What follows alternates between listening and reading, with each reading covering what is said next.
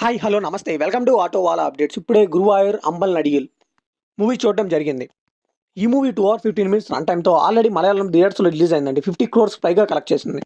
ఇంక ఈ మూవీ ఈ మంత్ 27th డిజ్నీ ప్లస్ హాట్స్టార్లో తెలుగులో కూడా స్ట్రీమ్ అవుతుంది. ఇంక ఈ మూవీ చూసాక నా ఎక్స్పీరియన్స్ చెప్పాలంటే జస్ట్ యావరేజ్ మూవీ అని చెప్పాలండి. ఫస్ట్ హాఫ్ అయితే చాలా జాలీగా చాలా బాగుంది మూవీ, బట్ సెకండ్ హాఫ్ అయితే కంప్లీట్గా మిస్ ఫైర్ అయింది. ఎక్కడో మిస్ అయ్యారు మూవీని. సో ఫస్ట్ హాఫ్లో మెయింటైన్ చేసిన ఆ టెంపోని మళ్ళీ క్లైమాక్స్ కానీ మంచి హై అండి. మధ్యలో అయితే వాళ్ళకి నచ్చినట్టు ఎన్నో క్యారెక్టర్స్ని ఇంట్రడ్యూస్ చేస్తూ ఎలా పడితే అలా తీసుకెళ్ళిపోయారు. సో సెకండ్ హాఫ్లో అయితే ఏదో ట్రై చేద్దాం అనుకున్నారు కానీ ఫన్నీ అదైతే అస్సలు వర్కౌట్ అవ్వలేదండి. ఇంక ఈ మూవీ ఫ్యామిలీతో చూడొచ్చా అంటే ఎస్ చూడొచ్చు, ఆల్రెడీ కంటెంట్ ఏం లేదు. ఇంక ఈ మూవీ బేసిక్ స్టోరీ లైన్ వచ్చేసి దుబాయ్లో పనిచేస్తున్న బజీల్ జోసెఫ్ గారికి పెళ్లి కుదురుతుంది. ఆయన అయితే ఇండియా వస్తారు పెళ్లి చేసుకోవడానికి. కానీ ఇక్కడే తనకు ఒక ప్రాబ్లం వస్తుంది. ఆ ప్రాబ్లం ఏంటి, దానివల్ల తనకు పెళ్ళి అయిందా లేదా, ఇదంతా తెలియాలంటే ఈ మూవీ చూడాల్సిందే.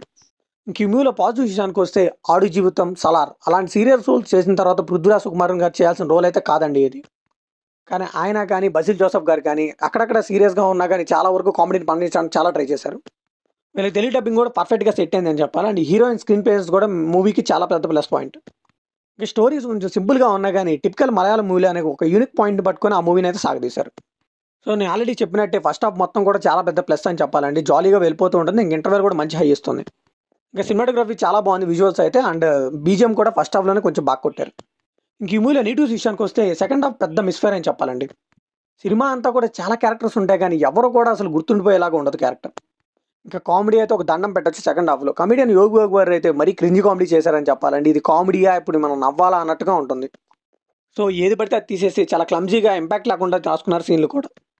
ఇంకా సెకండ్ హాఫ్లో పృథ్వీరాజ్ సుకుమార్ గారు మారినట్టు చూపిస్తారండి. ఒక సిల్లీ పాయింట్కి మారిపోతారు. ఈ మాత్రం దానికి ఫస్ట్ హాఫ్ అంతా కూడా అంత సీరియస్గా ఉండాలని అనిపిస్తుంది. ఇంకా లవ్ సీన్స్ కూడా ఏదో పెట్టారు, మనం ఫీల్ అవ్వాలి లవ్ ఉందని అన్నట్టుగానే ఉంటాయి. సాంగ్స్ అయితే అంతేం అనిపించలేదండి. ఒరిజినల్ మలయాళంలో ఉంచి ఉంటేనే బాగుండేది. సో చాలా వరకు ఇంపాక్ట్ లేని సీన్స్, ఆర్టిఫిషియల్ సీన్స్ ఎక్కువ రాసుకున్నారు. సో ఫైనల్గా ఈ మూవీకి మనం ఇచ్చే వర్డిక్ట్ ఏంటంటే ఫస్ట్ హాఫ్ అయితే చాలా జాలీగా ఉంటుంది. సెకండ్ హాఫ్ కూడా ఆ లెవెల్లో ఉంటుందేమో అనుకున్నాను కానీ కంప్లీట్గా మిస్ఫైర్ అయిందని చెప్పాలి. So only for first half and climax కోసం అయితే ఈ మూవీని ఒకసారి ట్రై చేయొచ్చు. ఇది కంప్లీట్లీ నా ఒపీనియన్ మాత్రమే. మరి ఈ మూవీ మీకు ఎలా అనిపించిన కామెంట్ షేర్ చేసుకోండి. వీళ్ళతో లైక్ చేయండి, షేర్ చేయండి, వెళ్ళే ముందు సబ్స్క్రైబ్ చేసుకోండి.